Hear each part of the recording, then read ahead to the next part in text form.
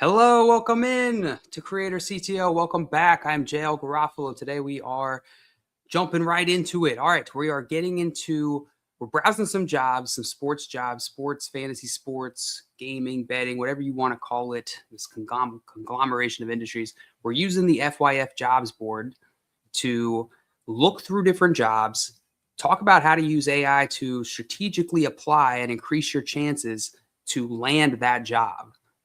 And along the way, we'll be building up the FYF jobs board using Claude Code, adding any sort of improvements we hit upon. We're essentially going to use the job board.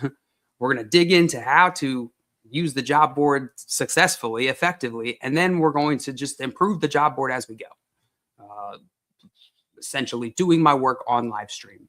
You're going to help me watch me do my work. It's going to be great. It's going to be fantastic. Welcome in, chat. We got Frank in the chat. We said, good morning, JL and Cloud. Thank you for saying good morning to Cloud. He gets very upset when you don't. Boss Man 2 reporting for duty. Thank you, Boss Man Frank. I had to tell ChatGPT to tone it down a little bit with the boss because it was like every answer was boss. I was like, all right, yes, I want you to call me boss. Yes, I need you to call me boss. But please don't call me boss every single message, dude. You're distracting the hell out of me. But thank you for reporting for duty, Frank. It's good to see you, my friend. Good to talk some jobs in the chat. I'm going to bring up this job board here.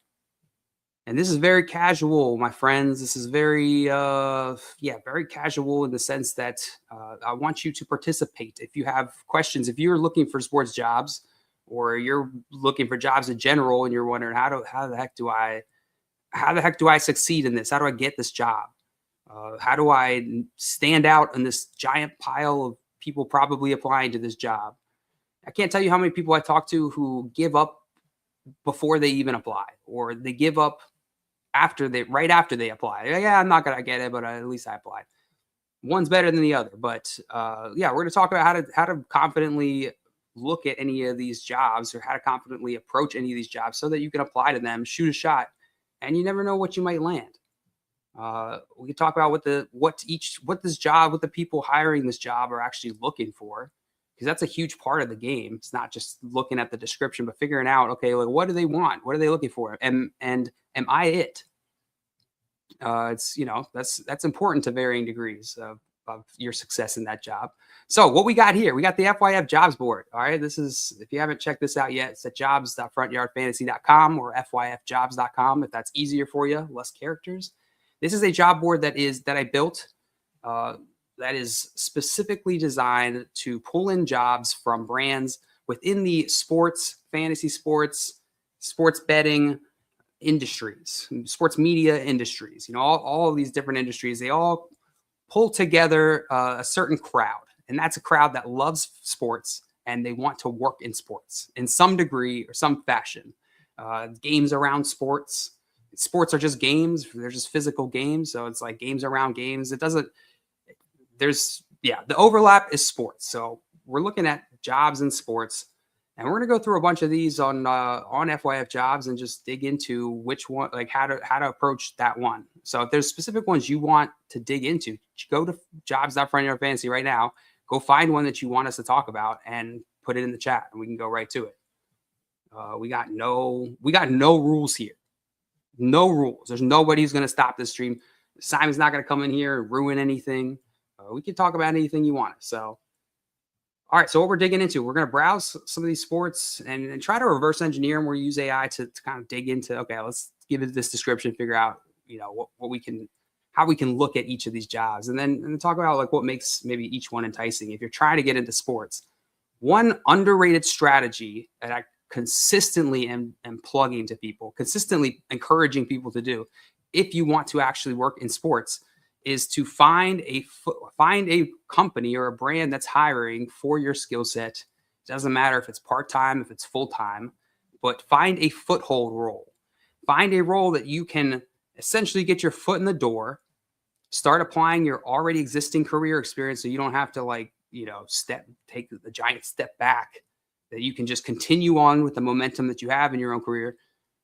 Find a role where you can apply that. And then from there, once you're in a role at a company in the industry, it's easier to connect with other people at other companies, at other brands, in other roles. It's easier to figure out or connect within the same company that you're within if you want to move around or you want to, for instance, I talk to a lot of content creators, right? People who essentially their dream is to be the talking head on ESPN, right? That's where they want to. They love talking sports. They want to create for sports. And so when oftentimes when I talk to those types of people around this strategy, finding a foothold, they're like, well, there's not that many content creation jobs or roles. And, these brands don't outwardly hire a ton for content creators or people who they want to pay for your judgment and your opinion and your perspective on the game. It's a little bit less common to find that. And so unless you already have an audience, you already have some sort of leverage in that area, it's less likely that that's going to be your foothold role. But that's okay. There's a ton of work and skills and effort that has to be put in around creating content other than just having the opinion about the sport. And often those are the skills that are valuable, and often they can translate in weird ways and can be applied to these companies. All of these sports companies are just companies, even the leagues. They're just giant organizations that are designed to make money, right? Have people work and make money or do stuff and make money. And I find, there's like a barrier to entry. A lot of people are like, oh, it's hard to get jobs in sports. It's not. It's all of these. It's the same as every other industry that I've worked in, where it's the same difficulties in finding roles than you would in technology and pretty much any other industry. It's about presenting yourself and telling the right story and finding the right fit so that you can maneuver within the game, right? 10 years ago, I wouldn't have been able to apply to the roles that I want to apply to today, and vice versa. I don't want to apply to any of the roles I wanted to back then because it's a different place and time. So this job board was designed around making this process easiest as possible, right? Connect those people who want the jobs with the people who have those jobs. Me being one of those people, and this being a strategy I took myself to get into this industry. I'm a big proponent of it. I think it's a really good way to get experience, a really good way to start building leverage and not take on a ton of risk by like leaving your job or taking like a way downgrade pay or something to go and pursue your love of sports. But I do feel strongly that people who want to work in sports, like, bro, you only have so much time in your life. Just spend your time working on what you want to work on. Like, spend your time talking about the stuff you want to talk about. All these sports companies, one of the common thread that I really love in my own experience has been everybody there is like some degree bought into sports in some way. And that's just such an easy, natural way to like conversate, to build connections, to just yap about stuff, right? You just talk about the sports stuff that's going on. So like PrizePicks is the company that I used for my foothold role to get into this industry. When I was working as a full-time software engineer, I was able to connect with the CEO, founder of PrizePicks, Adam Wexler, who connected me with the CTO, his CTO. And from that, I was able to get a part-time engineering role, which let me leave my full-time engineering role and start making content, at the time we weren't making content, but start building. It gave me half of my time back to then start building my own brand, which I started building with my best friend, Simon, which is Front Yard Fantasy. And so half Front Yard Fantasy, half PrizePicks. That was what my entry into this industry looked like. And for a lot of people, it can look different, but this job board's meant to like bring those roles together. So it's easier to find. You don't have to go searching.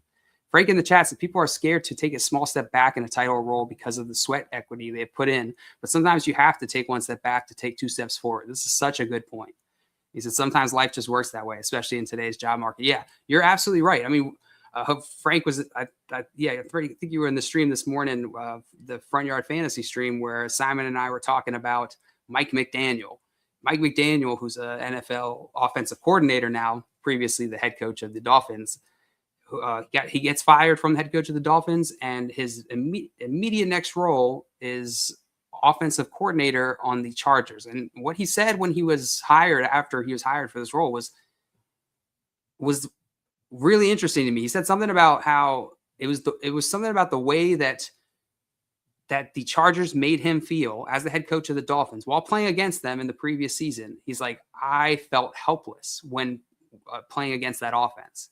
And he's like, I want to understand. He's like, I want that. I want that to be me. I don't want to be the helpless one. I want to be the one making other people helpless. And so he took a step back. And what I think that did is willing to take the humility or the ego downgrade there and make it work as offense coordinators. I think now the Chargers have one of the best chances to be a Super Bowl contender this year. I think this gives them a crazy edge. They have 2 head coaches essentially in one team, one organization.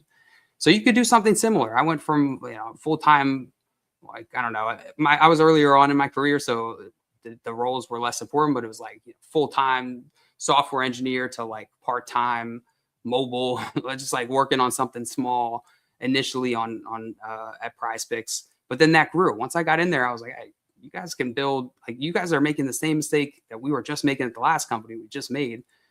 You need a product team here. You need somebody doing the product work. And so that led to me creating the product team at Prize Picks. And so it's really like, the strategy works. It works super effectively in my experience. So, which is why I'm a big proponent of it. And I push a lot of people who I talk to, who ask advice on how to get into this space. I push them on doing that, taking that route, going that path of like finding a brand in the space which you can use as your stepping stone to whatever that is you want next. If you can't find the direct path now, use that as your in the meantime path. So let's get into some of these roles so we could talk about how to succeed. That's just one strategy is the foothold strategy. And it's going to depend, obviously, each of you has a intention or like a vision that you're going towards, something that destination that you're going towards. And your strategy on a tactical level is going to vary depending on what exactly that is. If you want to be like the ESPN talking head person, you got to strategize your path to get to try to lead there. It's not like getting a job at any of these companies is like some roles at different brands are going to be either harder or easier to get to the path that you're going to. So knowing where you're going will be a big help. And Frank Jackson, titles don't matter. Work for who you want and doing what you want. The rest comes with it. I have a slight objection to this, Frank, because I've thought long and hard about this. The titles don't matter aspect, because I agree with you. I find that I end up on one side of it of like, title isn't the important part, but I think that gets said incorrectly in the wrong. Titles do matter. They do matter in an organization, in a team. They're very important. They communicate expectations. They communicate responsibilities. They communicate what it is what you do for that team and how to evaluate whether you do it well or not. And if you don't have a role, it then is a way easier, or it almost defaults to then this more like ambiguous, are you a good person type of thing, or it's like more about the person. It's more personal than it is how effective they are at the role. And a good way to see through that, or like illustrate this, is like an NFL team, right? You have or a professional sports team. If you're sick of me talking football, like an NFL team, you have roles. There are players who are now coaches, right? And when they're the head coach of a team, even if they were a player before, they're not graded on the player's rubric. They're graded on the coach rubric. If Mike McDaniel is not going to be graded with the head coach rubric this next year, he's going to be graded as an offensive coordinator on the offensive coordinator rubric, so those roles matter in that sense. They communicate that information, which is essential for a team working together effectively, and for external people to understand what exactly you did, what part of this was your doing. I guess what impact did you have on this organization? It's easier to tell that story with those roles, but at the same time, they're just roles, right? They're just like shortcuts for whatever the experience is underneath that. So I think that's the part that you're talking about, Frank, is like titles don't matter. You're right. Titles don't matter if you didn't do the underlying thing that you were responsible for, or that wasn't clear. Thank you for giving me my soapbox now, Frank, giving it back to me. All right, let's get into some of these roles and start and talk some of them. If there's any specific paths you guys want me to explore, I see a number of you in the chat. Then feel free to throw them in the comments, even if you don't have a specific role, if it's like an area you want me to kind of dig into. I've been on both sides of this table in terms of hiring and being hired, uh, and for different roles. I've hired, more executive level people. I've hired entry level people and everything in between. I don't know everything in between, but most of the things in between. So there's I love this game. I love the hiring game for some reason. I've always sort of enjoyed it. And so I'm happy to talk through strategy or talk through your specific details too. If there's, there's a job you're trying to look for or a job you are trying to apply for and look good for. Most people make, let me just take a step back and talk about like what the problem I see most on the job seeker side of this is that most people, they don't give themselves a very good strategy, or they don't give themselves much chance to increase the probability or the likelihood that they're going to land the job. They apply to all these different jobs, and every job gets the same sort of treatment, or they'll change the cover letter, and they just spray and pray, right? It's a pure numbers game. It's a lot of rejection. It's a lot of not hearing back, especially in today's economy, in today's job market. And it feels like a stupid game to play. It feels dumb. It's like, picking up a Xbox controller, and every time your game, like right before you're finishing a level, your game your console just crashes. It sucks. It's not a good experience. If we're looking at this job search, if we put it in the like terms of gameplay in games, then it's a hunt. Right? It's a treasure hunt. You're hunting for different opportunities, and mathematically you got to shoot as many shots as you can, because, the whole Michael Scott quote back in the day, Michael Scott, Wayne Gretzky, you miss 100% of the shots you don't take. So you got to take a lot of shots. We know that just to get enough volume and surface area to actually get some stuff going. And then from there, it's about increasing the quality of each shot, right? Just like this is the NBA. You got to get enough shots to be relevant, or else you're on the bench, baby. And those shots got to be good enough, or else, you're on the bench again. You're going to get put on the bench again. I think so. How are these sorted right now? Let me pull this over.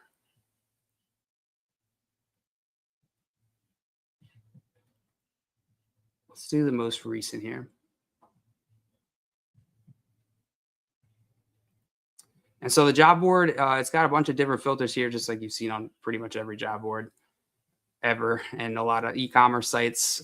These different filters that we can use to narrow down, cut through this list, right? We're needle in the haystacking right now.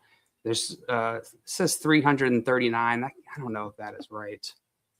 That's going to be something we got to tell to Claude. Hey, make sure that the number of jobs underneath browse jobs.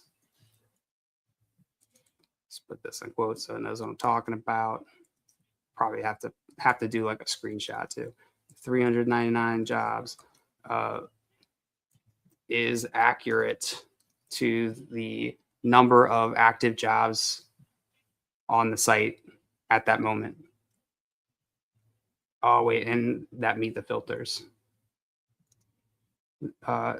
Number of active jobs on the site at that moment, and that aren't filtered.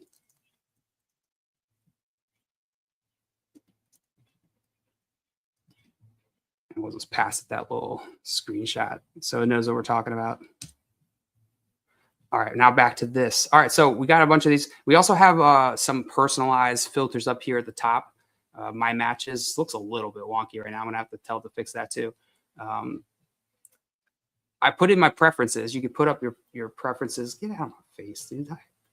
This is not as easy as I thought it would be. Move that out of there. All right, so you can set your job preferences. This is a feature that we worked on live on this channel a couple months ago now. You can set, that's a lot of green. You can set these different filters so that the job board knows what you're looking for and that you can waste less of your time. This whole thing from the perspective of building out the job board and trying to solve the problem is is trying to essentially reduce the amount of noise that's getting to any individual using the board, so that they're just getting that good, that good stuff, that good coming to their stuff, and that they get less of the, hey, here's a role you don't care about, and it's like, okay, cool. Well, at least I got a role. So you can set the job or the full-time, part-time contract, these different things. You know what all this is: work setting, remote, on-site, hybrid, and then these nice to haves, which factor into the recommendation system but aren't favorite brand. Oh yeah, because I favorited this. It's like, why is Front Yard Fantasy on that? I thought that was like a default. It was just made everybody's favorite brand Front Yard Fantasy. That would be diabolical. Then we have like custom job alerts that you can have to have that set up here. So all that is to say that we can filter just on those matches if we wanted to, or just on new ones. New ones, I think, is like within the last 3 days. If I've approved it within the last 3 days, it'll show up with this little new tag here to make it a little easier. Breaking the chat says applying for jobs is like that LMFAO song, shot. Dude, that LMFAO was on Jeopardy the other day too, and I was like, I think I got it wrong. I was like, oh yeah, LMFAO. I forgot that was the group.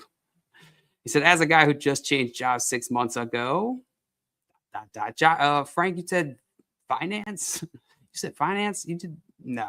What did you do?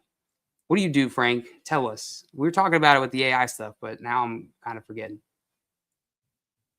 Okay, so yeah, let's dig into one of these and talk about how to maybe apply to that. How to use AI to position yourself, or how to use AI to strategically figure out how to stand out. A lot of people are using AI now. We gotta remember, and they're not using it in the smartest of ways. I'll say when it comes to applying to jobs. So you gotta use it in the right ways. I wouldn't use it to write your cover letters. I wouldn't use it to write your write a ton of your resume, or if there's like specific input that they have as part of the application. I would, anything that should be in your voice, I would recommend doing yourself as much as possible, and heavily editing if you do use the AI to edit, to polish that or clean it up. Mainly because people are getting pretty good at spotting AI written text, as well as like the AI. There are AI tools out there that will spot it, and you don't want anything ticky tack like that ruling you out.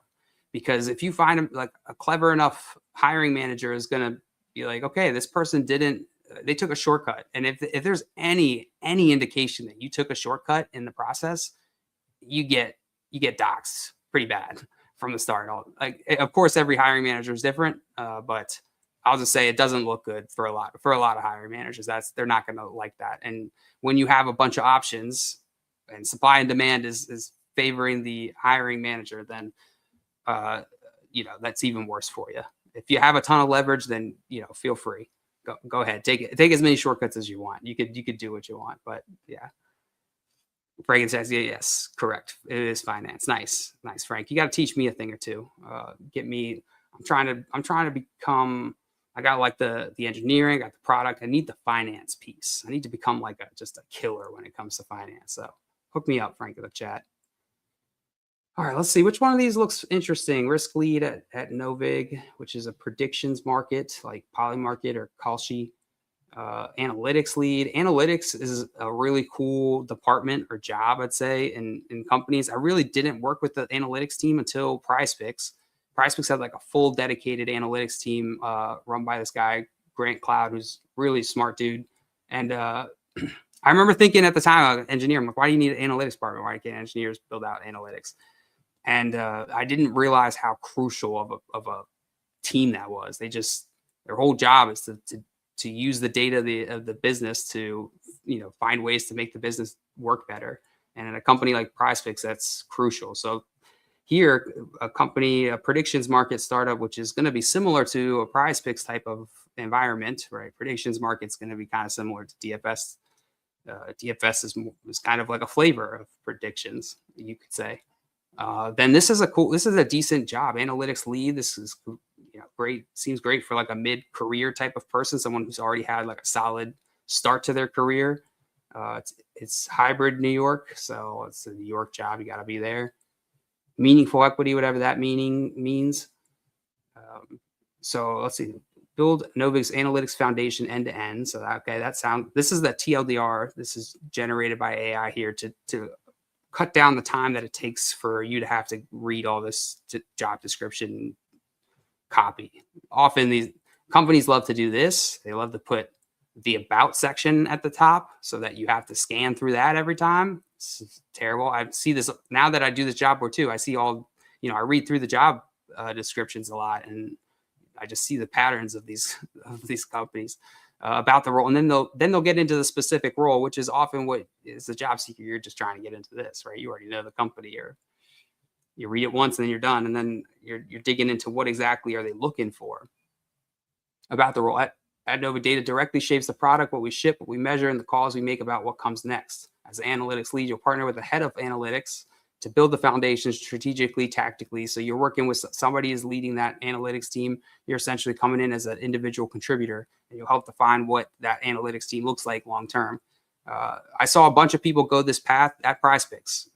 There's a number of really smart people on that analytics team over the years that have impacted the business and are still there to this day making impacts. So I think this is a solid role. It's a solid team, and it's a solid company.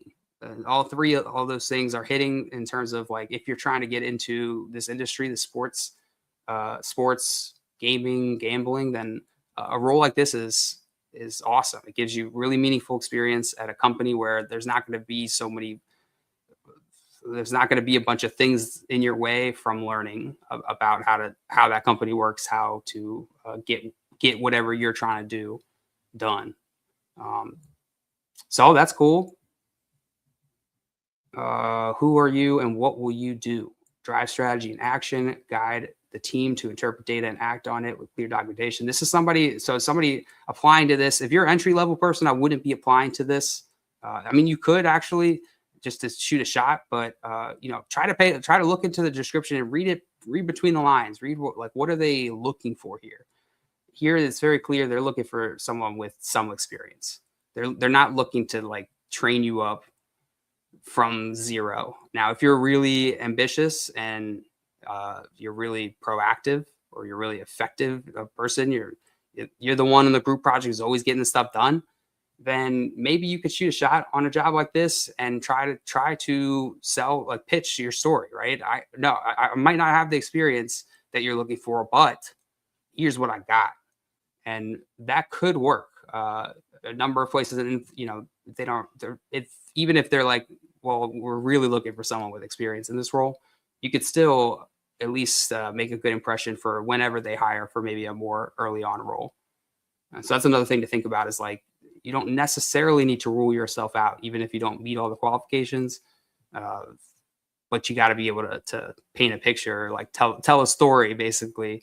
And I do encourage you to do that outside of your comfort zone somewhat, because there's no downside to hopping on a call or going through the interview process outside of time that you're going to spend. But if it's a role you're looking for, then it's probably worth the time you're going to spend for the information you're going to get back. And you'll learn a lot just by interviewing at different companies. You'll learn a lot. You get to ask the questions like they do. So you can learn about how a company like this works without actually having to work there as much, by interviewing and talking to them and trying to understand how it all works, or what it's like, or whatever it is you're trying to understand. Frank in the chat said, I know what meaningful equity means, Frank in the chat. I just meant I didn't know what they meant by meaningful. Meaningful equity is still ambiguous term. Then how much equity? But you're right. I should explain. I shouldn't just assume that everybody knows that equity, but it does mean they'll give you options, which are the ability to buy a share in the company, which you can get after working there, usually for a certain amount of time. Your options vest, and then you can purchase the shares upon leaving the company or something like that. I'm not a finance guy, so I can't really dig too deep into it, but that's, Frank is right. So your money grows as the company does. Well, yeah, that's a fair way. I never really thought about it like that. That's my money growing with the company. It's more like an asymmetric bet, but I think that's right. You're right about that. So yeah, analytics lead, that's a good role. Let's like if I'm applying to one like this, and let's say that I do have, the base level experience they're looking for, you could take something like this, the job description, and maybe we build something like this in like a feature like this into the job board, if we find this is super effective. But you do something like act as an expert hiring manager. Uh, read the following job description and tell me exactly the type of candidate that they're looking for.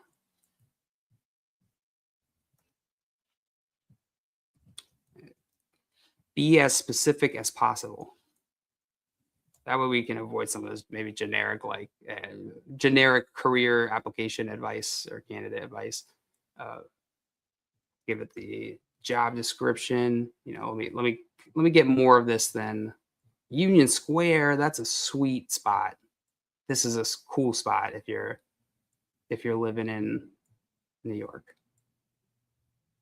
I love New York. Love walking around New York. $35 a day stipend, lunch stipend. Dang. Okay. Let's see what the bot thinks. They're looking for a senior-ish. So this is what I'm talking about with like the entry level is not so much there. They're looking for somebody who's got some experience, who can operate like an owner inside the fast moving sports gaming startup. It's a startup. It's going to have less structure, less pattern, or less.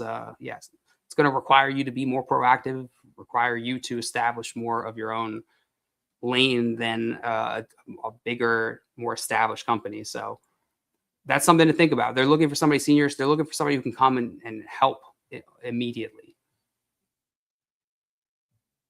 You've got experience in data science, data analytics, and you're owning the full data loop. And so it's giving you an idea here. Okay, raw data pipelines. So if let's say that you're a candidate for this, and you're trying to apply to this, you just did what we did, where you took the job description, you passed it, and you said, hey, all right, tell me exactly who you're looking for. If what it's telling you afterwards stands out to you, like if you don't know this, if this is new information to you, this more specific info, can you all see this? Yeah. Oh, I just made it big though.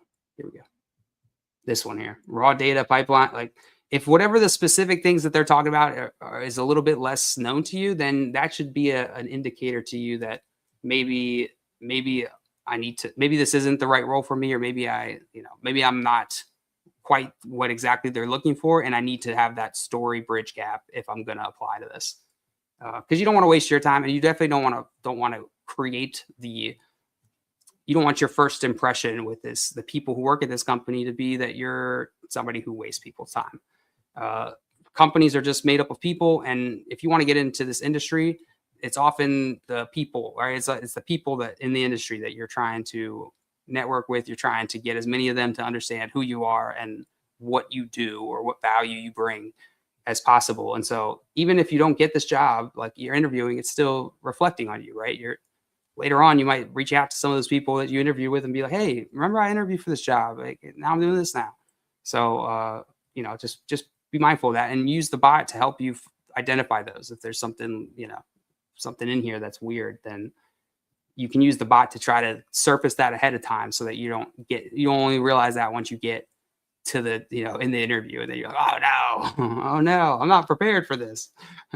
Oh no, they asked me something now I don't know the answer to. So they want someone who can both build the data foundation and drive business decisions with it, which is both are important skill sets, right? I've met a ton of people in data roles who aren't they're more managers. They're less like the specific. They're not going to build the system for you. They can rally a bunch of their employees to do it for you, but they're maybe not the ones who can do it all. And so this is that would stand out to me if I'm that type of guy, that type of person. Then if I'm unable to figure out and do the whole pipeline, then maybe I need to figure out those gaps. What they actually need this person to be good at: analytics engineering, not just dashboarding. Yep, we do this. Strategic analysis. So not just it's not just managing. It's like, do you have experience making business decisions with the data, or creating data that business decisions are then made from. If you don't have tangible, hard experience that to back up some of these different pieces, again, it's one of those things where it's like just depth. So you gotta either fill in that depth with with uh with something else, either make up for it, or you got to look for an opportunity where you'll be able to build that depth first and then build up to that next job. This brings up a great point. This next thing about questions. So one way, if you do get a job, you get the interview, and you get to meet people, the hiring manager and stuff. One of the biggest mistakes job seekers make is not asking the right questions. At least for me, is when I'm hiring somebody, the questions, they tell you so much. They tell you so much about the person. What do they care about? What do they think about? What sort of thing? Like, how much work did they did beforehand? How much research did they do beforehand? It is such a trove of information in an interview when talking to somebody, because they can't really fake it. Anything they say reveals a bit of kind of where they're at with it. And so using this to think of questions prior to going into a job or interview for a job is a great way to use the AI. If you're not great at coming up with questions yourself, use the AI to come up with questions, then pick which ones you're actually curious about. Don't pick ones that you're not actually curious about, because that will come off. If you just ask a question and then I answer you, and you don't have any sort of like follow up, you're just like, next question, then I'm going to know that's you don't care that much about the answer. You just, we're looking for this. This is a checkbox for you. You just checkbox, you ask that question, good to go. Jack, Frank in the chat says, business decisions, it's hard to say quickly. I know, man. I was trying so hard. Business decisions. Business decisions. There's a lot of C's and S's in there. And Frank in the chat said, Union Square job means you can basically live anywhere with all the train hubs in Union. Yeah, there's a ton. I really liked the Union Square area. When I was working in New York and going up there every month to just be walking around that whole Union's, pretty much any of the park areas are sweet. Bryant Park's definitely the best. Okay, back to the strong probability statistic experimentation mindset. So like, I'm thinking about that maybe for this role. Like if I'm going into the interview, it's what I'm thinking about in the way I answer the questions. It's what I'm thinking about, and it's what they're looking for. So what's the example? In sports prediction markets matters a lot, because business involves a lot of noisy user behavior, odds markets, probability, right? The whole business is based off of math. Mediocre candidate says conversion went up 8%. Strong candidate says conversion appears up 8%. Appears. See, they sound smarter when they use appears. That's what it's telling you. But the sample is small. Variance is high. And just use a lot of statistical words and you'll get the job. And the list is concentrated in one cohort. I treat this as directional, not conclusive. And then give them a whole at the end, and you'll get the job. Not a doubt in my mind. Cross-functional communication, that's pretty standard. Ownership is ambiguity. Strongest theme in the description is ownership. They are basically saying, we will not hand you a perfect roadmap. You need to find the messy parts, create structure, and become the person people trust. They do not want someone who needs highly defined tickets, slow review cycle, formal process, a lot of infrastructure or like structure or process or managing. They want somebody who just gets something done. That sounds nice. It might even sound cliche to you. It does sound kind of cliche, right? Like, of course you would want somebody who's able to, be proactive and get the job done, be resourceful and figure out how to get it done without much structure. And while I agree with you that that's cliche, that is the cliche that this specific hiring manager chose to communicate what they wanted. So even if it is cliche and it might start to appear like, okay, all these job descriptions are the same, it is worth just for each one that you're applying to, think about, okay, well, this is what they chose. Like, this is what they chose to care about. So when I'm going in and interviewing, or if I'm going in and applying, I'm painting my picture through that lens, because otherwise it's going to be harder for them to understand how I'm going to be the person for this job. If I'm not telling the story of how I'm the person for the job, then how are they going to figure it out? They don't know me that well, outside of this resume that I've just submitted. So pay attention to the cliches that they have chosen to include in here, even if they are cliches. On a broader level, like try to pay attention to any of the things they put in here, uh, because it's telling you a little bit. It's a clue. It's a clue, regardless of how well the clue, how good of a clue it is. It's a clue. Uh, Frank in the chat says one thing that's equally important for employer and interviewee is chemistry. Do I want to have a beverage with this person? AI can help you with some of those questions, especially ways to ask them in a more professional way. Yeah, absolutely. That's a really good point. Do I want to work with this person, which is essentially another form of do I want to have a beverage with this person? Do I want to spend time with this person? Your job is just time you're spending with a group of people working on the same thing together. So that is such an important part that goes into the equation. Sometimes you have like hiring managers who aren't necessarily in charge of the person, and it doesn't make sense to me. Like, you need to have the person who's going to be responsible for this person, be like thinking of this chemistry piece of it, because the chemistry piece is a big part, and it affects the culture. It affects your everyday interactions with the person.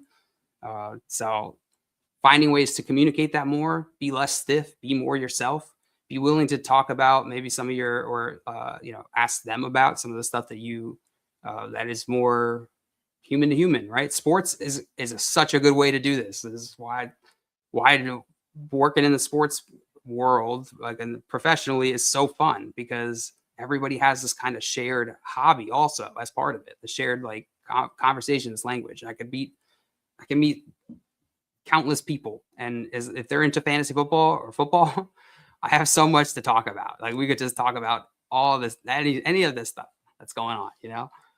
So it's nice to have that. And and whenever you're interviewing, you're trying to find that common ground quickly. And you could use the AI. Like, let's ask it. Based off this description, what is the hiring manager not saying but believes to be true? That's such a weird question. I just let it rip. I don't know. I don't know where that exactly came from, but we need someone who can bring order to chaos without making the company feel slow. Here's what they likely believe. Their data foundation is probably messy or immature. They say engineer the data foundation, trusted single source of truth. Oh, dang, dude. This was actually a really good idea to ask that question, because you got like the bot psychoanalyze and the hiring. We're gonna be able to walk into this interview and just be like, I understand you. Tell me about your father problems. Oh, how did you know about that? I could tell just based off how you wrote the description. Our data is important, but is not yet clean, reliable, or well structured as it needs to be. Okay, so this is going to help us paint this picture as we, if we want to, if we're writing a cover letter, that's essentially your intro to your story.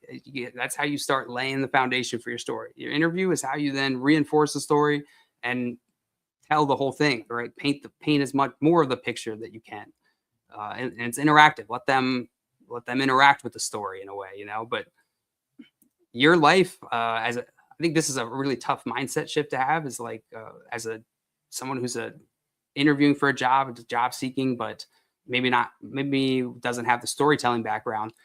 Is that your life is super complex. You have all these different facets about yourself. You have all these different roles that you play. You're not a clean. You're not like a clean story, and so you got to slice and dice and find the right pieces of your past experience, the right pieces of who you are currently, and you got to be able to communicate that to them as, hey, this is what I can do for you. It's not about judging you as a person. It's about seeing how well you fit the story. And if you don't tell the story right, it's going to be harder for them to tell whether you fit it or not. But it's not personal. It's really, like, I can't stress that enough. You got to take the personal feeling out of it entirely. So let's keep digging into this. This is pretty interesting. They may have dashboards, models, pipelines already, but they are probably gaps. Okay, so really, you want to be someone who's conveying structure. Like, I can come in and build structure. I can build process. I can build stuff that you can. I can go from a messy kitchen, chaos to something ordered.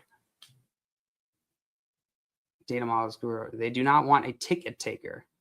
That's a sweet name though. It definitely sounds bad. Ticket taker, like from the jump. That doesn't sound like a good thing. Ticket taker. I feel like there's a bunch of, just good ticket takers out there who are going to be offended by this. Please do not wait around for perfect instructions. Okay, so they're hammering that home. They expect ambiguity and pressure.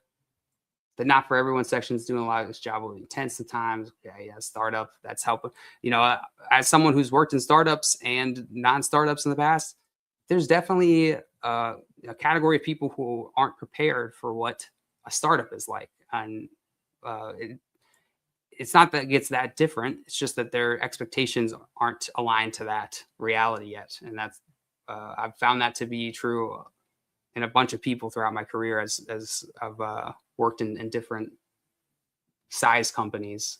But the startup folks are, you could throw them in a lot of different areas and they swim. They wanted someone who enjoys being close to the action. Okay. This is a lot of the same stuff. They probably need a future, which it makes sense because, again, we gave it a pretty broad, just one job description, right? So we could, if we're going to use this AI bot to, like, let's say we're using this to apply to this job, why stop at just this job description, right? Like, let's go to LinkedIn. I had this signed in on the freaking other browser. Here we go. Novig.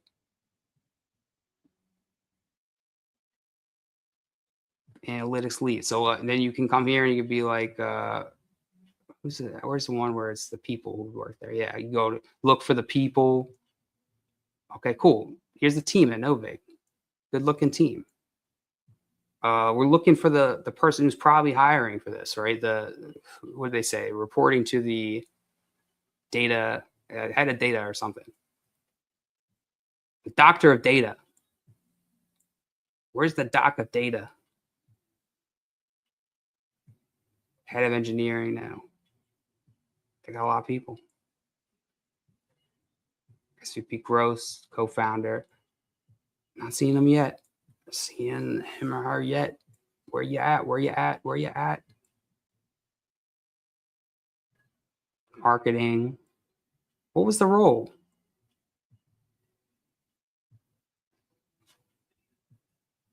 Oh, wait, you could search. 64. My gosh. Okay. Let's go back to the description. Where did that go?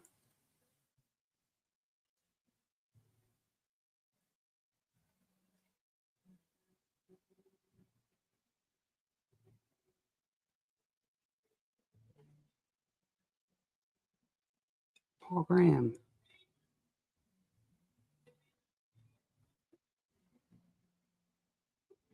Head of analytics. There we go. Finally got there.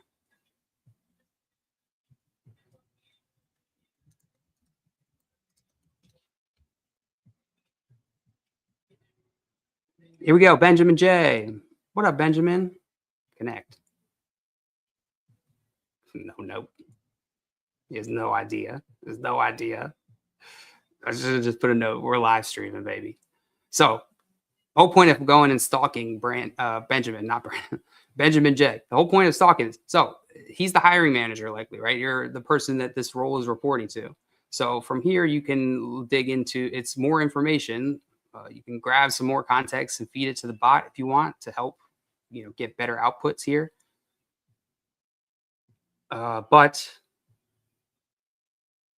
this is all about passing it additional context and asking the right questions to figure out, okay, can this give me or like put me in the right mindset to apply in the best way to this job? And these types of prompts, giving that to the AI to figure out what the base of your story is, will help then all the stuff that you create downstream for your application. So for instance, the cover letter,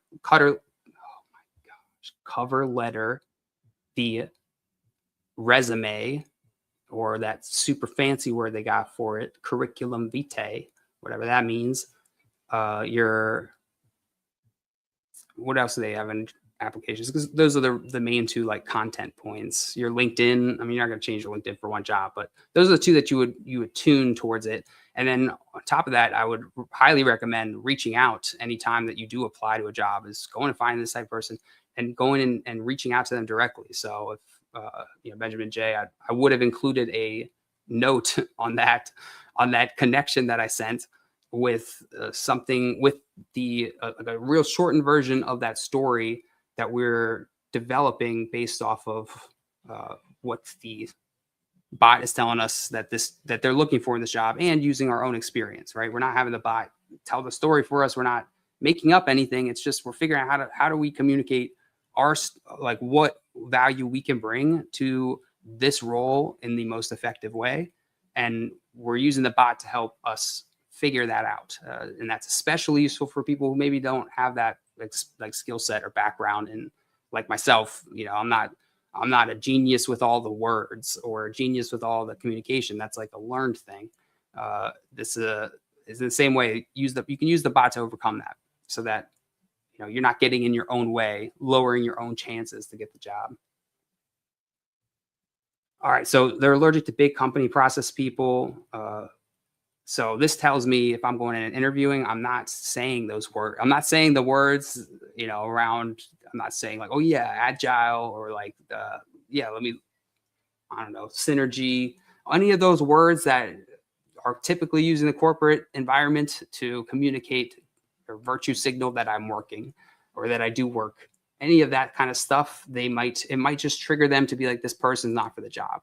So I'm not even really saying, like, I'm not trying to shit on those people or anything. Like, I'm just saying that you want to convey the character that they're looking for if you want to increase your chances of getting the job. And in this case, they're telling you what they're looking for. They want somebody who is direct and gets the job done. It is not going to talk about stuff that isn't the essence of it, right? Isn't the meat from the fat. That's not the right term. That's not the right saying. You know what I'm saying, though.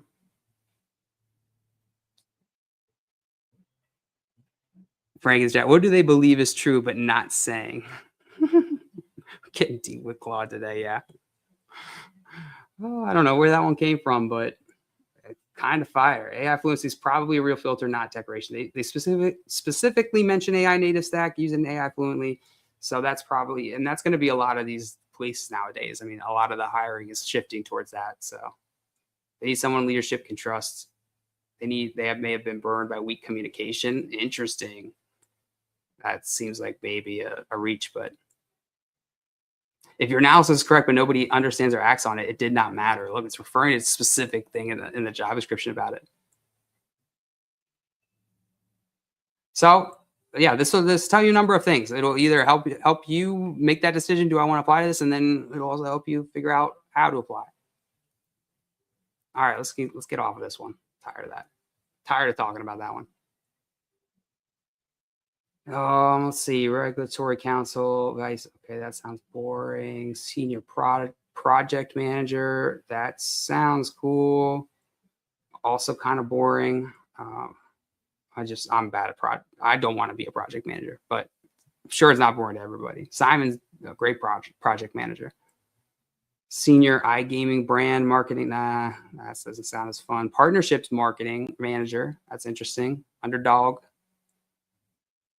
Own the partnership lifecycle at Underdog Fantasy, sourcing influencer, B2B, and affiliate deals, tracking ROI, negotiating contracts, remote, 100, it doesn't matter, 4 to 6 years. So they're looking for somebody medium size here, or medium experience, 4 to 6 years, affiliate partner marketing. But in sports and sports media, affiliate, brand, partner marketing, all of that is a huge component of this industry. And it's a great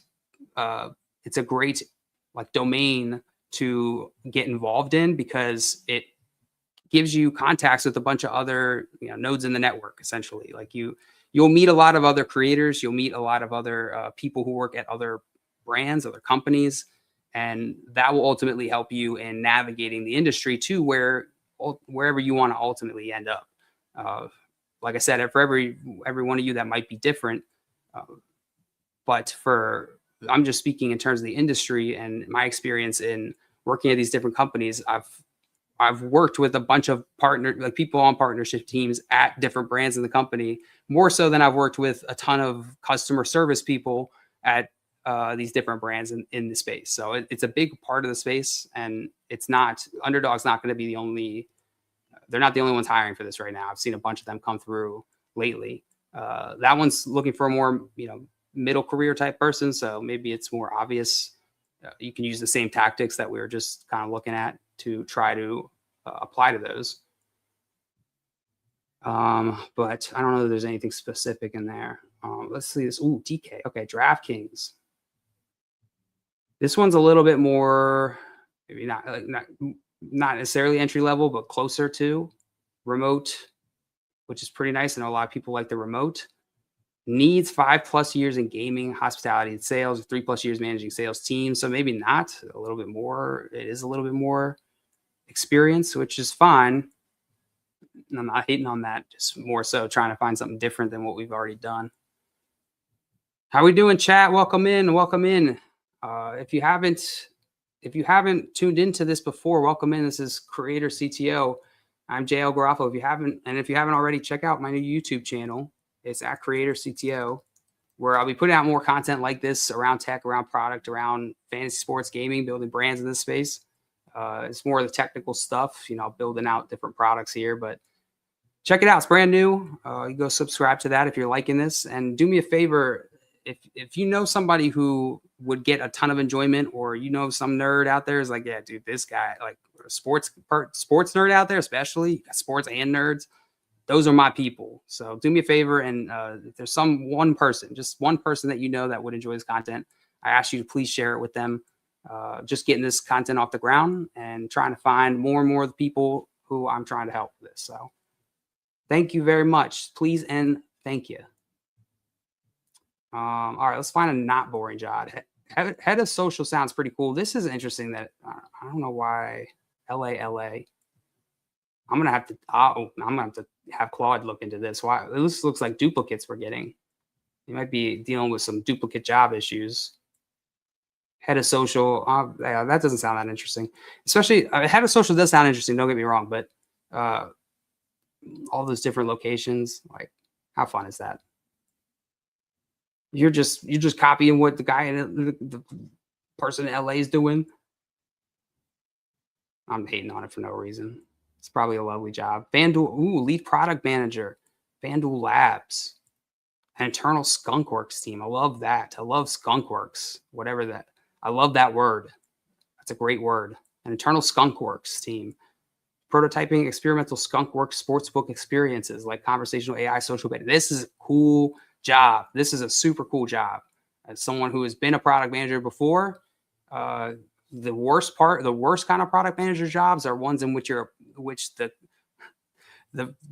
decision makers at the company think you're a project manager. They think you're the same exact thing as a project manager. That's the worst kind of product manager jobs. This kind of product manager jobs does not sound bad. You get to be on a Skunkworks team. That sounds awesome, right? An internal Skunkworks team. And you get to prototype new experimental sportsbook experiences. That sounds very creative.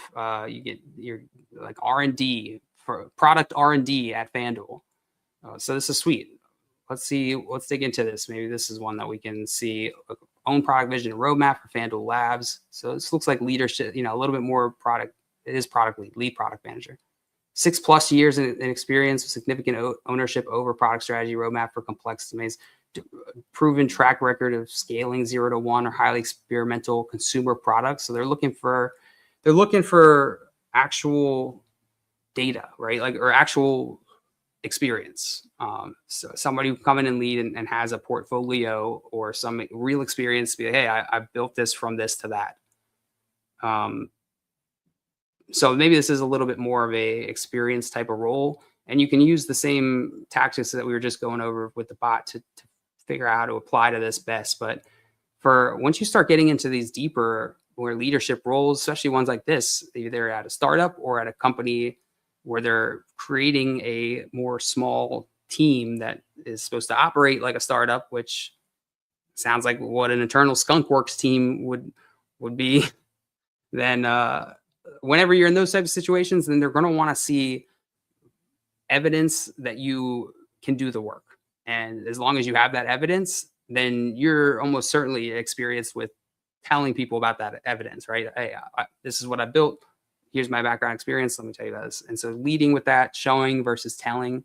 And if you don't have that experience, if you find yourself being like, well, yeah, like I've done this, but I can't think of like a time where I can really talk about it or say it, then maybe it might be worth either revisiting that, whether that's, seeing if maybe you did have that same digging into it, trying to figure out if the details do support that. Is there a story in there that you can tell, of your contribution, of what you added to the team in that experience? But if you don't, yeah, you got to spend some time doing that, because once you get deeper into that interview process, they're going to ask you about that. They're going to ask you, hey, tell us about this time. When I'm interviewing somebody for any role, I'm taking the stuff that they say on their resume. I'm not reading that, taking that for truth. I'm taking that as the starter, my starter clues, the clues of which I then get to dig deeper into them. So if you say, okay, I worked at, let's say you were the lead product manager at FanDuel Labs for 2 or 3 years. I'm digging into, okay, what did you work on when you got there? Once you got there, what was the first thing you worked on? And then from there, digging into that project, then what'd you do next? Like, tell me about the exact things you did. And I'm digging into specifics, because if it's your real experience and you got, you're chomping at the bit to tell me more about it, because it's a cool story, right? It's your back history. And so you're going to find that if especially these more experienced roles, once you get into the interview process, it's about, figuring out people can actually do it, and they're not just talking the talk. Algorithmic trading senior manager. That is a lot of big words. Algorithmic trading senior manager. What does that even mean? Build and lead FanDuel's algorithmic trading team, designing automated market making systems for sports betting markets. Needs 5+ years in quant algo trading, Python, deep sports betting knowledge, Jersey City senior manager level. Wow. They might have a hard time finding people in Jersey City with that much. Maybe not. There's a lot of betting companies in Jersey City, so probably not. BetMGM's there. There's got to be other ones. So this is somebody who knows that they're right for this role typically, or they know they're at least on the track. They have experience doing algorithmic trading. They have building algorithmic trading algorithms, building trading algorithms, building quant algorithms. They'll be able to show, not tell, right? Demonstrate their track record of positive P&L through systematic trading strategies. They should be able to show some system that they built that has actually made money, or in theory made money, not just say, hey, this is the stuff that I do. And then knowing these other, more specific aspects of algorithmic trading, like the trading systems, liquidity provision, and position management. And using other sort of trading APIs, programmatic order execution. This is pretty interesting for FanDuel. This is an interesting job. If somebody is location Jersey City, oh yeah, like we said, that's pretty cool. I don't know why you wouldn't just make your own money. Why do you need their salary? Too many big words for a Monday, JL. Hey, it's not me, Frank. Take it up with FanDuel, buddy. Take it up with FanDuel. This is pretty cool. Not many entry-level stuff today. Manager ad operations, own end-to-end and digital ad campaign ops at front office sports. Okay. Ads sound so boring, though. It's important. It's kind of like the other one I was talking about, the partnership managing, but just more boring. Senior product manager, risk data science director. Okay. Switch to the grid. We're going back on the grid. Oh yeah, did this fix our thing? Make sure the number of jobs underneath browse jobs is accurate. Count semantics. What should 339 jobs found represent? Underlying jobs, uncollapsed. Count all active job rows. Matching filters. Groups multi-location jobs counting. Post count each variant. May exceed visible card count. Visible cards, no. Underlying jobs. It should match whatever, yeah. If there's 497 open jobs, then it should be 497 minus however many were filtered out from the extra filters I put in. All right, let us know when you're done, Cloud. Thank you, Cloud. Yoo-hoo, Cloud. Bro. Oh, we're still in my matches. That's why. You're an idiot, JL. What are you doing? That's why none of these are showing up how you thought they were. Oh, finance, financial reporting, and technical accounting. Frank in the chat, this one's for you, buddy. Financial reporting, contract role for the NFL, supporting NFL's financial reporting and technical accounting team. This sounds like a hard one to get as a foothold one, but fully on site in New York City, 30 to 40 an hour, 3+ years of accounting experience required.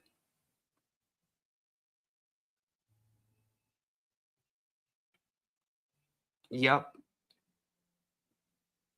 You got to know this stuff. You got to know what GAAP and IRFS is, an external financial reporting. Hey, you know what GAAP and IRFS is, Frank, in the chat? Pop quiz. Surprise interview question. Surprise live interview, Frank in the chat. What's GAAP and IRFS? Tell us. So this is kind of interesting. Again, like if we're talking the foothold strategy, this isn't going to be as easy for going through an external agency. NFL, they're keeping you at a distance. But working with the NFL in New York, you're likely working in the NFL office. And, when you work closely with people, you can be friendly. You can be charismatic. You can strike up conversations with Kyle Brandt and just be like, hey, Kyle, how do you pick the angry runner guy? Is it you or did the producers pick it? You can do whatever you want. So really, this might not be too bad. It's on site, which is great. It is temporary, so maybe that's probably going to fit certain people's lifestyles. But working at the NFL is cool. I don't know which questions I would need to ask it for the interview part. Frank, if you're interviewing for a finance job, what question, what would you ask in that situation? Here we go. Here's another finance one. This one's kind of cool. I think this one was in the newsletter. So if you are a job seeker, you like the fantasy sports, check out as part of this FYF Jobs thing, we have this weekly newsletter, which I send out on Friday, and with the coolest jobs from that week. Like 9 to 10 of the coolest jobs I found that week. So this one was on there and the previous ones. Support MLS player budget management and liaise between finance and player relations on transfers, loans, and compensation.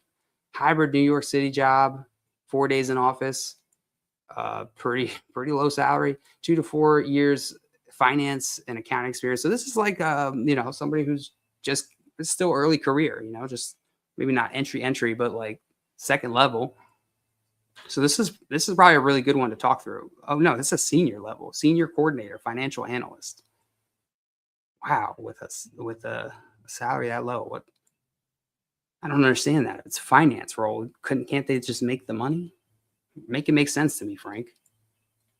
Accounting or finance preferred. Act as a liaison between finance and player relations. Support preparation of the player budget. Review all of player expenses as it relates to club salary budgets. Review all players' revenues as it.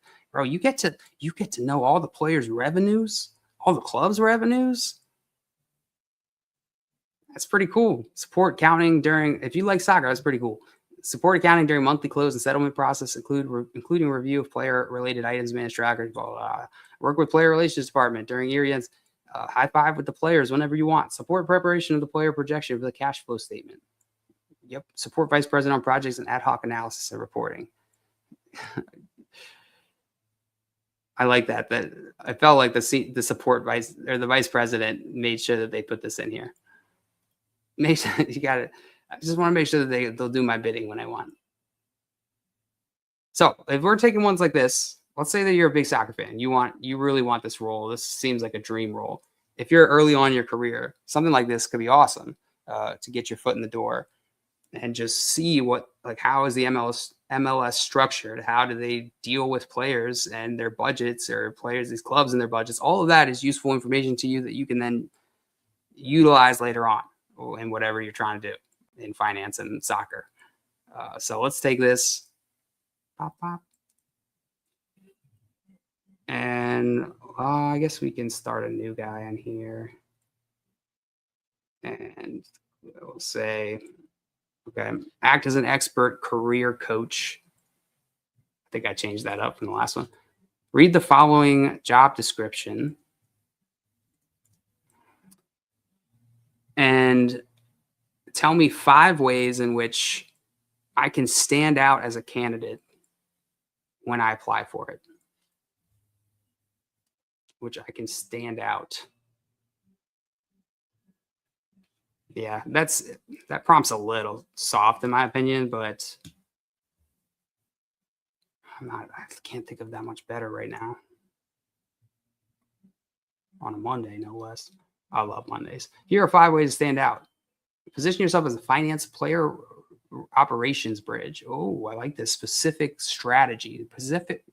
Pacific positioning strategy. The role is not just normal FP&A, of course. The key phrase is liaison between finance and player relations. They want someone who can translate player transactions, compensation, loans, transfers, budgets, and accounting close into clean financial reporting. You guys see this? It's a little small, huh? Why doesn't it get big? Get big for me. Damn it. Command Plus used to work.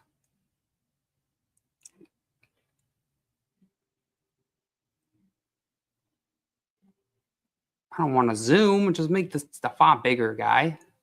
Come on. Oh, yeah, here we go. I did nothing. Okay. Well, I'm just getting gaslit with my own computer. Oh, now it goes. Cool, cool, cool, cool, cool. Excellent. Sweet. Let's do it. I'm strongest example position in your resume cover letter. Emphasize any experience where you worked across departments, especially with non-finance stakeholders. So just and going back into this, they're looking for someone who can translate player transactions. This is where someone who loves and is passionate about sports, and specifically in this case, soccer. It's obviously like all sports. Maybe you don't want to go work at the MLS, but assuming this person someone who loves the MLS and sees this as an opportunity, they can go ask, like you can go ask the bot, just like I did, to figure out what exactly they're looking for. And then look, this gave us key information because that person is going to know how to talk the talk of player transactions, of player. They're going to be able to bring that context, that understanding of the MLS and its culture, its ecosystem, and then combine that with the skills of like the more boring business skill, in this case being the finance piece of it. In the other cases we talked about, right? It was the analytics piece of it, the boring analytics part of it. They're going to be able to bring that boring piece and merge it with the fun piece, and together that person's going to be able to make some cool stuff. I'm saying it kind of dumb because I'm trying to think through it as we're talking of like, okay, like what's like the general piece here? And really, like that's kind of the pattern we're seeing here. That's the pattern that's coming out, is like that. Be able to do the boring business part that they don't want you to do, that they want to hire you for. And then on top of that, be able to understand the context in which the business operates in. And that gives you an edge over somebody who is just applying and doesn't have that same passion. Example positioning. I'm the strongest in roles where finance is close to operations, building trackers, maintaining forecasts, supporting close and helping cross-functional partners understand the financial impact of decisions. So again, talking about like tying into the, what's it called?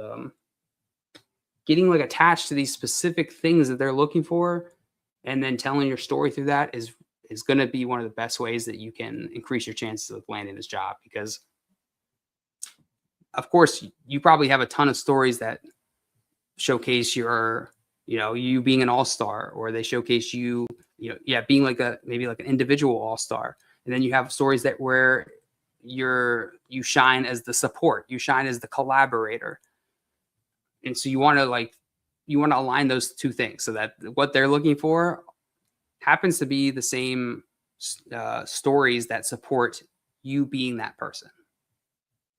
And being really at all intentional about that is going to put you above 99% of people looking for jobs, because 99% of people apply to the job and they don't think that much more about it. They think about themselves, right? They think about all the other jobs they're applying to, and they think about their experience and what makes them special. And they don't think about this person on the other end doesn't care. They care whether you help them or not. And you're trying to sell yourself, and they're trying to sell themselves to you. Show that you can manage messy, high detail tracking systems. This seems specific. I don't really know this role, if this is obvious, but what the bot saying is a huge part of this job sounds like owning trackers, projections, player expenses, player revenues, and settlements. That means they need someone who's extremely organized and trustworthy with details, which is not everybody. They need a type A person. Saying I'm mentioning specific detail examples like, built in. Okay, so having stories and stuff that back up you as that organized, highly organized person, detail oriented, will likely help you stand out a little bit here. Oh, this is exactly what I was saying. Demonstrate soccer MLS knowledge, but tie it to financial understanding. Knowledge of soccer is listed as desired, but not required. So whenever they say that, that should tell you, okay, here's an area where here's something I can pick up to use. But for this job, soccer knowledge can be a major differentiator if you connect it with the business mechanics, the boring part, because it shows you have like this upside. You have a multiplier aspect to you. It's not just that you're going to come in and that you could do the job. It's that you could do the job and then even more. And that's going to really help you stand out. What excites me about it says a strong cover letter line could be what excites me about this role is the intersection of finance and roster strategy, understanding how player transactions, compensation decisions, loans, and transfers flow through club salary budgets and financial planning. That makes you sound like someone who actually understands the job and not just someone who likes soccer, which is really important. Not just someone who likes soccer, not just someone who can do the boring thing, but the combo. The rare, the elusive double combo. Oh, this is a great one. Bring a sample player budget tracker analytical artifact. This is a great call out for most job things that you're going to look for. Is I mentioned it a little bit before, is principle show, don't tell. Don't go to it and tell them about how you built this thing. Or in the past you built this thing that is kind of like this thing, and why they should believe you. Show them the thing that you built so that they have to believe you.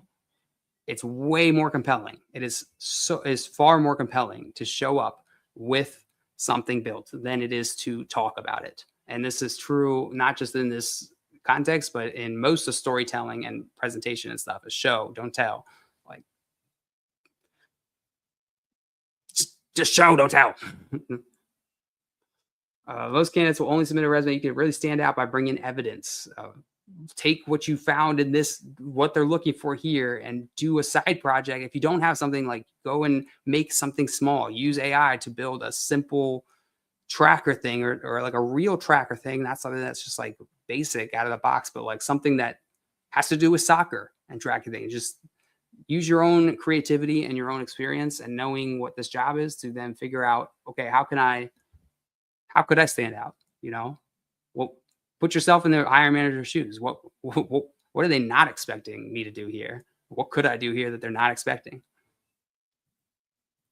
Frank in the chat says, can Claude come up with a fast food item called the double combo? I think Claude can come up with anything.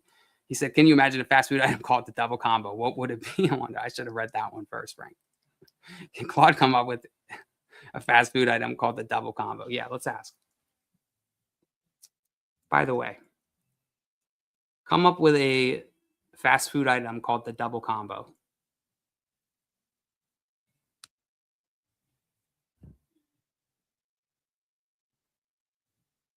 Double combo, 2 smash patty cheeseburgers, 2 crispy chicken sliders, large fries split into 2 cartons, 2 fountain drinks, 1 box, 1 price. Built for sharing or not. Did Claude just cook? Did Claude just cook us a double combo? It's 2 smash patties, cheeseburgers. So, okay, so like two smash patty cheeseburgers. So there's 2 cheeseburgers, not 2 smash patties per cheeseburger. 1 smash patty, 2 cheeseburgers, 2 crispy chicken sliders, so 4 sandwiches altogether, large fries, split into 2 cartons. Okay, so 2 sides of fries, basically. 2 fountain drinks, 1 box. Holy cow, that's a good idea. Claude literally said, "Ah, damn, I'll take that." And Claude literally cooked. Holy shit, dude, that's actually fire. A double combo. Oh my god, I would have gotten that so much, so many double combos as a kid. A cookout needs a double combo. That's basically a cookout tray. Uh, Good question. Good question. Good question. Oh, here's another one we might have put in the newsletter. Broadcast World Field Production Associate. That sounds too boring. Hands-on broadcasting engineering contract role. No, that sounds awesome. At the NFL, supporting World Feed Live and cloud productions. B5 plus in video and art. Okay, that looks pretty cool. I really like the injury. There's like an injury one out there. It was owning the injury video review process for a few NFL clubs, and that job looks awesome. Associate producer, another. Okay, so this is a more early on role, 2+ years, but for a high profile company, high profile brand, Barstool, associate producer. I have to imagine that the demand for this type of job would be higher than some of the other roles. Being that it's a little bit more entry level, and that the brand caters to young folks in content and stuff. So it seems like there would probably be a lot of people who are applying to this role. And so one thing you could do is, or we could do together here, is take this like we just did the old ones. New one, new combos. Act as an expert career coach. Should probably build a skill or something for that. Read the following job description and that's what we're gonna do later this week, maybe. The job searching skills, some job searching AI skills. That's gotta add that to the list. Whoops, I was holding whisper the whole time. Read the following job description and tell me 3 ways in which I can stand out amongst the high volume of applicants for this role. And we'll give it the job description. You know what? And what else we could do is, I was going to say, we could give it, if you have a resume, is you could attach it to this. I don't have one ready because I didn't know that I would want it right now in this moment. But let's say you have your resume ready or your cover letter, you could upload that or attach that to the conversation along with the job description. Again, adding additional context to it, like we did earlier with the LinkedIn guy, going and finding the hiring manager on LinkedIn and seeing if there's other context that we might want to include into the prompt to better help us plan for or better help us plan our approach to applying to it. And so we could do that here. We could also give it to LinkedIn. I'm not going to do that here because I think it's going to give us weird output, given that it's going to try to take my experience and give us advice based off my experience. And I don't think that'll be as useful because I'm not looking for this role. This role doesn't really make a ton of sense in my career path currently. But if you're going to follow this exact type of thing, if you're going to do this on your own, I highly recommend including that specific info about you so that the bot has a little bit more context in how to position it right. Again, your storytelling. So you want the pieces of your story in there. You can have the bot just be more generic and then you can fill it in, or you can give it that context and have it work it into the process. So just calling that out as, you don't have to just stop at the job description. You can go deeper. Job description and in which I can stand out, and you could do something like my background, and you can give it a text background, or we could enable web search here and give it the LinkedIn URL and have it search. I'm not going to include this, like I said, because I don't want to sway us too hard with my experience. So let's just see what it says. 3 ways to stand out. Build your application around proof that you get Barstool's Chicago plus female-led brands. Most applicants will say, I'm a fan of Barstool and I know the brand. That's weak. You should show that you understand the specific shows and audience they named. Plan Brie, Micropod, It Girl, and the broader Chicago office content machine. If your cover letter or intro email include a tight paragraph like, what stood out to me about this role is that it's not just a production job, it's a brand context job. The right producer needs to understand what makes Plan Brie, Micropod, It Girl, or Barstool Chicago content work, which is fast-pacing, personality-first storytelling, strong social instincts, and the ability to turn loose moments into repeatable formats. That's the kind of production environment I'm built for. So kind of a generic example, but it's trying to show you how to tell your story in that frame. Even better, reference 2 or 3 specific content observations from those brands. Show that you actually consume that content. The producer role is way, way, way, way, way easier to do well when you understand the content and the audience that the content is being served to. So you can try to make this up. You can go dig into it, do a little research if you aren't already watching or aren't already consuming this content. You know, it doesn't mean that you should rule yourself out, but then I would meaningfully go and consume some of that content and try to write down or work through some of your own thoughts on like, why does this content work? So that you have something to talk about once you get in there and they ask you, hey, what do you like about this content? You can say, well, the thing I like about this content is, and you could say something that they probably haven't heard before. And that's really trying to think like that might be like a general principle to follow. Does that apply in all situations? I think so. It's like general principle to follow in these interviews is try to say something they haven't heard before, because I can speak as someone who's hired before, is that you have it in the same conversations over and over and over again. It's hard to separate them sometimes, because if you have a lot of applicants, they all blend together after a while. So say something or do something to make yourself stand out, to just be different in some way. Like, don't try to blend into the average.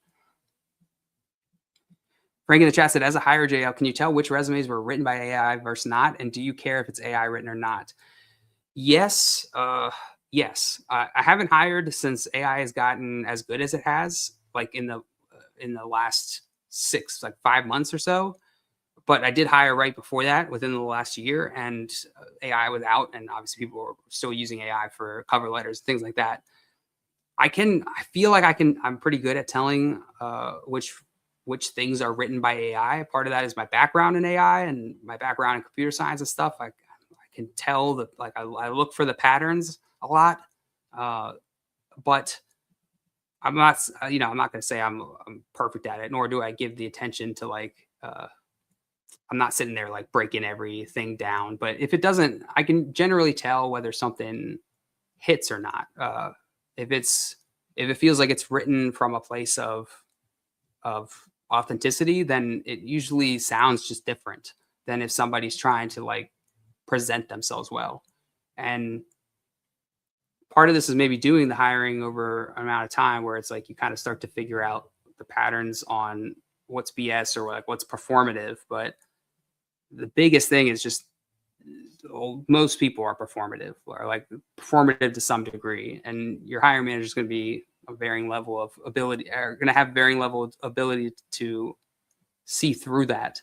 But the ones that do, I think it's better to not be performative and just be authentic and like own your story, find a way to reframe your story to fit their narrative, than it is to try to change your background or like fudge your history to fit whatever it is. And like I was saying at the start of the live stream, if the hiring manager detects that you took a shortcut on the way to them, basically here, like on the first part of this process, you're going to get ruled out immediately.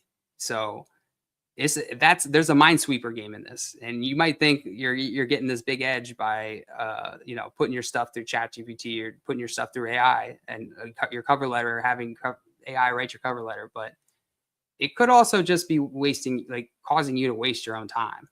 and not get the opportunities that you want to get. Uh,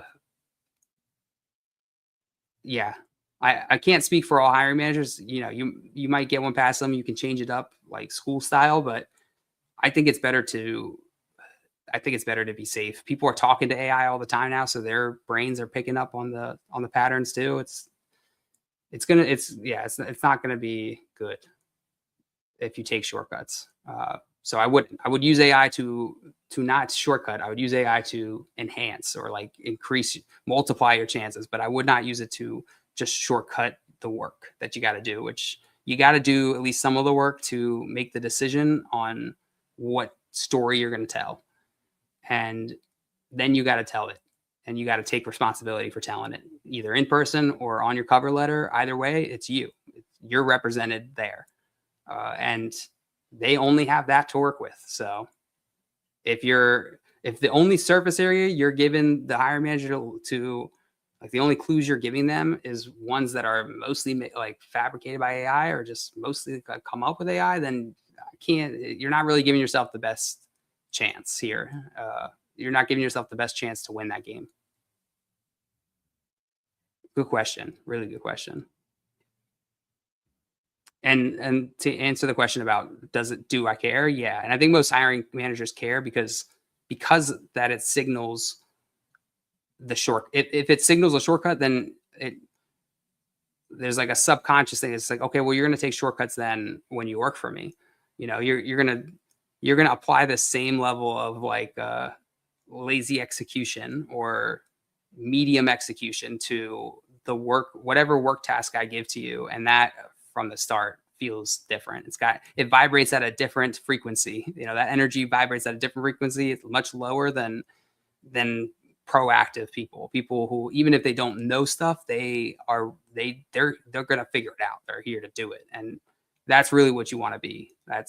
That'll put you above most in pretty much every job process that you're gonna go through. If you show you're just like, yeah, no, I'll figure it out. I'll figure, if I don't know it, I'll figure it out. And with AI, that is so easy to do now. It's like so freaking easy. You don't have to cheat the obvious cheaty ways with AI. You now have AI to cheat in the ethical, easy way where you can, or like the clever way, which is like use it to multiply your ability. Don't use it to do to do your mediocre ability. That's the wrong way to think about it, in my opinion. Make your reel impossible to ignore by curating it for this exact job. Do not, make this specific. This is important for like a barstool type role where, like we said, supply demand is going to be a little different on this type of role. So you really need to like nail that initial presentation, that first impression. And your skill set, your ability to do that, you might not have it. It takes a while to be able to do this perfectly, to be able to like nail the presentation part and create something better than most of the people applying to this role. But it shouldn't stop you from shooting your shot. Just do it to the best skill level that you can, and then let it ride, let it fly, let it rip. Pitch 2 to 3 realistic content ideas you could help produce in the first month. That's really smart too. It shows you're not only someone who's there to get the work done, but you're showing that you can actually like think and add value in areas that they didn't even necessarily task you to, which is value. And it shows that whenever you see signal in that, it typically like, okay, I want to hire this person.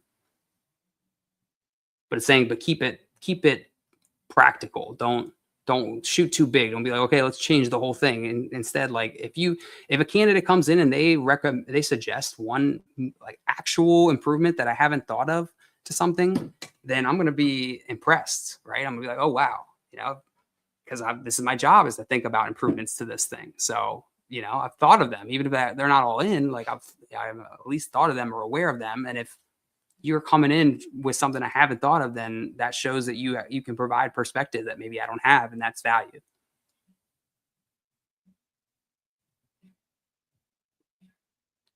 Okay, yeah, you know the exact brands, and then you're proactive and you're showing, not just telling. can walk in with ideas and you can help reduce the team's workload. It's key. So it's good advice. It's good advice from the bot. All right, chat. What do we? Oh, I got one more from Frank in the chat. It said, also, if you have an AI write the cover letter and you don't know how to back it up, that's bad. Yeah, 100%. Yeah, if your cover letter is talking about something and then I ask about it in the interview and you don't know, you're rough on that. I'm not gonna pull the trigger on that. I'm gonna be like, okay, that person was weird. Something felt off, and I'm not gonna move forward. If something feels weird or off, that's usually an indicator, right? You really want to be deciding between people who you have only good vibes for, not people who are like, this someone's kind of off, but at least get the job done. So just be likable, make it easy for them to say yes as much as possible. All right, chat. I got to get out of here. Thanks for joining in. This is awesome to go through some of these jobs, talk about some different roles and how to use AI. I definitely found at least one new way to use AI to increase my chances to applying to some of these jobs. What was the one we asked? Is like, what are they not saying? Given this job description, what is this hiring manager not telling us?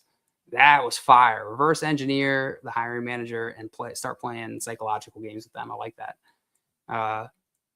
If you're interested in jobs in sports, check out the FYF Jobs sports job board. I'm going to say sports board. The FYF Jobs sports job board we were just playing on is at fyfjobs.com. And yeah, if you liked this content, check out Creator CTO on YouTube. I'll be streaming here every day this week and putting more content on here around tech, around product, around hiring, that sort of stuff, business stuff. So if you are interested in that kind of stuff, which you probably are because you're here watching me talk about jobs, go subscribe on YouTube. And thanks for hanging out. All right, goodbye. Enjoy the rest of your Monday. And thank you, Frank, in the chat. Oh, we've created a fast food double combo item. True. I'm gonna go. I think I'm gonna go hit up some Burger King execs on LinkedIn, see if I can get that fast tracked. Frank in the chat and I are gonna go double combo pitch to Burger King. All right, chat. I love you. Bye.